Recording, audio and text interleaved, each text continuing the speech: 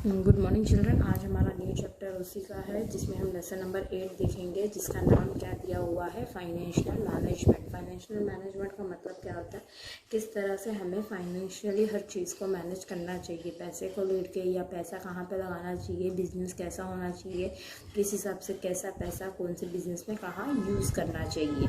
अगर हम बात करते हैं इंट्रोडक्शन की, if I talk to you the introduction in simple word, management of finance means financial management.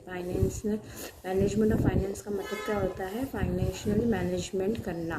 Finance is a blood of the business. पैसा ही क्या है, बिजनेस को चलाएगा। अगर पैसा नहीं है तो बिजनेस पॉसिबल नहीं है। Existence of human life is not possible without the service. जिस तरह से ह्यूमन बीइंग्स को ब्लड की ज़रूरत होती है, वैसे बिजनेस को किस चीज़ की ज़रूरत होती है, फाइनेंस की। Finance is required to continue the business transaction. पैसे की वजह से हमारा जो बिजनेस का जो ट्रांजेक्शन है, लेन देन, वो भी कंटिन्यू रहता है। Financial management is a managerial activity which is related to the planning. Financial management कौन सी एक्टिविटी है, कंटिन्यू एक्टिविटी, चलती रहती है। किसके रिलेटेड है वो, प्लानिंग और कंट्रोलिंग के related.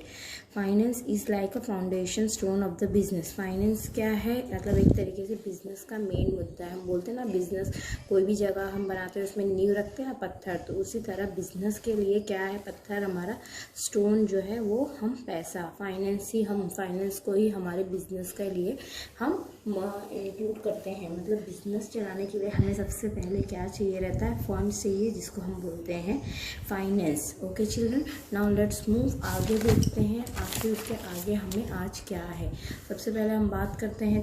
If I talk to you children, सबसे पहले आता है definition of the financial management. क्या आता है, डेफिनेशन आता है, it means ten the function in routine activity. इसका मतलब क्या होता है, एक्टिविटी रूटीन है, मतलब चलती रहेगी, रुकती नहीं है। Financial management takes decisions related to finance and executive. Financial management क्या होता है, जो भी डिसीजन लेना है फाइनेंस और एग्जीक्यूटिव के रिलेटेड वो खुद लेगा। अब यहाँ पे 3 अलग अलग प्रोफेसर हैं जिन्होंने अपने अलग अलग व्यूज़ दिए हुए हैं। तो अगर हम सबसे पहले व्यू की बात करते हैं, FW पैनिश, तो उनका कहने का मतलब क्या था, financial management means acquiring of required fund at a required. मतलब उनका कहना था, रिक्वायर्ड फंड, जब जितना पैसा हमें चाहिए, जो टाइम पे चाहिए, उसको हम बोलते हैं फाइनेंशियल मैनेजमेंट। उसके बाद सेकंड जो है, रेमंड जे चैम्बर, उनका कहना ये है कि financial management means to take a decision about the financial matter. मतलब फाइनेंशियल डिसीजन लेना है किसके रिलेटेड, जो भी फाइनेंशियल मैटर होता है। इसके बाद थर्ड आते हैं प्रोफेसर M किम्बल, उन्होंने क्या बताया है, fund its optimum utilisation and its appropriate the location. पैसा, उसकी बिजनेस चलाने के लिए फंड्स बहुत ज़रूरी है, यूटिलाइजेशन है, मतलब ज़रूरत है, और उससे से क्या हो सकता है, एक अप्रोप्रिएट एलोकेशन हम स्टार्ट कर सकते हैं, अंदाज़ा लगा सकते हैं कि बिज़नेस को आखिर कैसे स्टार्ट करना है और बिज़नेस कैसे स्टार्ट होगा, वो चीज़ से हम उसका अंदाज़ा ईजली लगा सकते हैं। तो ये 3 अलग अलग प्रोफेसर थे जिन्होंने अपने 3 अलग अलग व्यूज़ दिए। तीनों का मतलब एक ही था, बट अपना अलग अलग व्यू उन्होंने इंटरप्रिटेट किया। Now let's move to the characteristics. If I talk to you children, the characteristics of the same financial management, तो सबसे पहला आता है ब्रांच ऑफ मैनेजमेंट। क्या आता है children, branch of management. Financial management is a branch of management which includes planning, controlling for the use of finance. अगर हमें कोई भी प्लानिंग करनी है या ब्रांच हमें स्टार्ट करना है, उसमें फाइनेंस तो यूज़ करना है, लेकिन उसके लिए हमारे पास क्या होना चाहिए, प्लानिंग और कंट्रोलिंग दोनों मैनेज करना बहुत ज़रूरी है। वाइड स्कोप, और बढ़ाना है उसको, हमें आगे लेके जाना है, तो it's include estimating the needs of finance, जितना फाइनेंस चाहिए वो, इक्विपमेंट कितना है, मैक्सिमम का यूटिलाइजेशन कितना है, वो बहुत ज़रूरी होता है। It cover the all financial operation right from the inception of business to, मतलब स्टार्टिंग से लेके एंड तक का पूरा ऑपरेशन, मतलब ऑपरेशन इन द सेंस, मतलब किस तरह से काम करना है, ये सब चीज़ होना चाहिए। थर्ड आता है base of marginal decision. Third क्या है children, base of marginal decision, मतलब डिसीजन रिगार्डिंग, मतलब यहाँ पे क्या है, जो मैनेजर होता है वो डिसीजन लेगा किस तरह से सेल करना है, क्या रिसर्च किया है उसके बारे में, क्या डेवलपमेंट चल रहा है, क्या प्रोग्रेस है वो।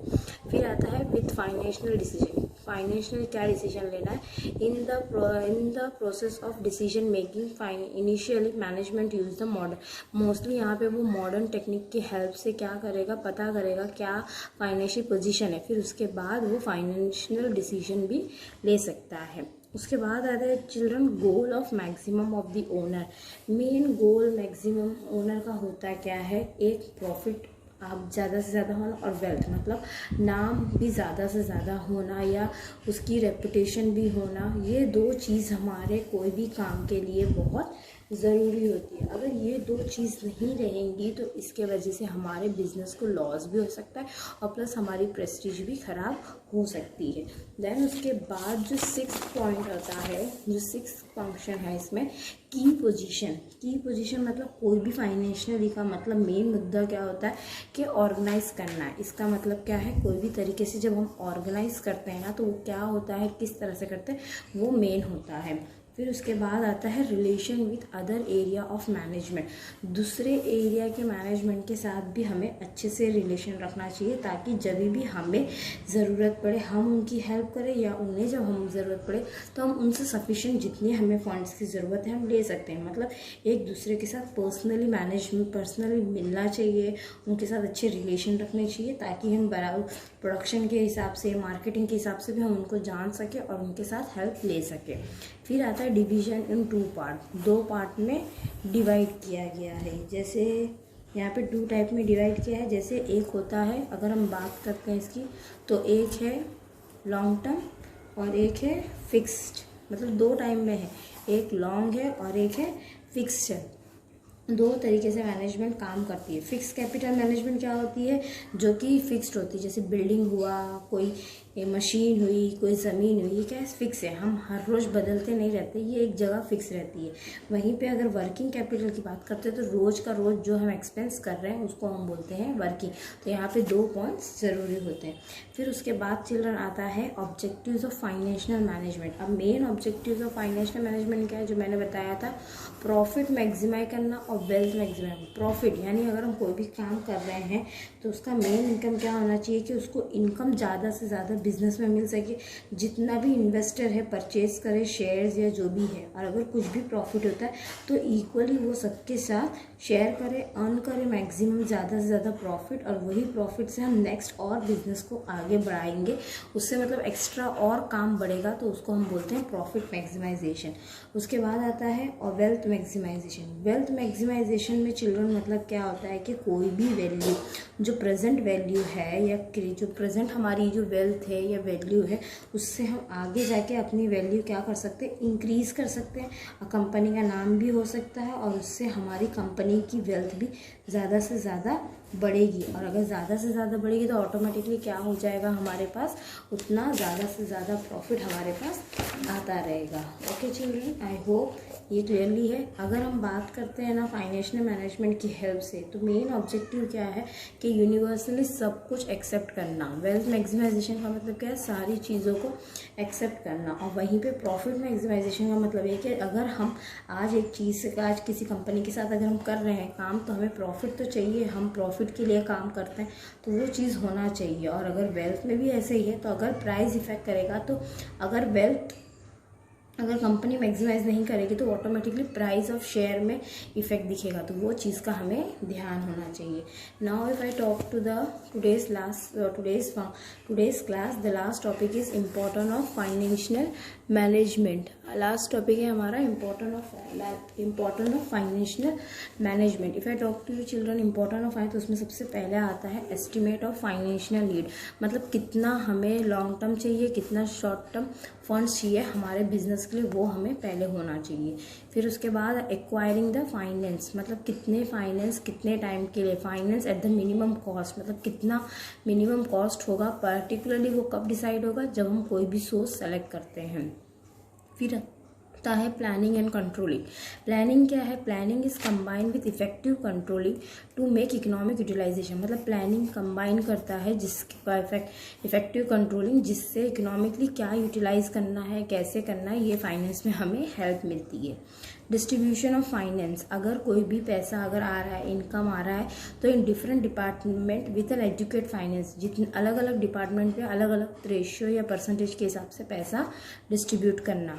मेंटेनिंग द लिक्विडिटी, अब bye preparing the cash flow statement and cash budget so that the definite cash balance. अब एक मेनली हमें बुक बनाते हैं, हिसाब की बुक बनाते हैं, स्टेटमेंट रेडी करते हैं कैश, उससे पता चलता है कि कितना हमारे पास बैलेंस बचा है या हमें कितने की ज़रूरत है या हमारे पास कितना है, वो चीज़ के बारे में हमें पॉइंट पता चल जाती है। ओके चिल्ड्रन, देन उसके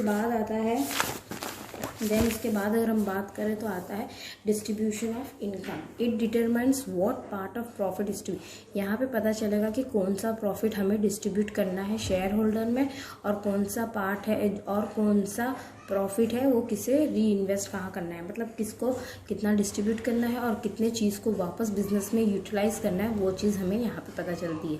management of current asset. Current asset क्या है? जो भी कैश डेप्टर है, इन्वेस्ट्री है, मार्केटेबल सिक्योरिटी है, बैंक बैलेंस है, ये सब क्या होता है? करंट एसेट में यूज होता है, जो अभी का चलता है।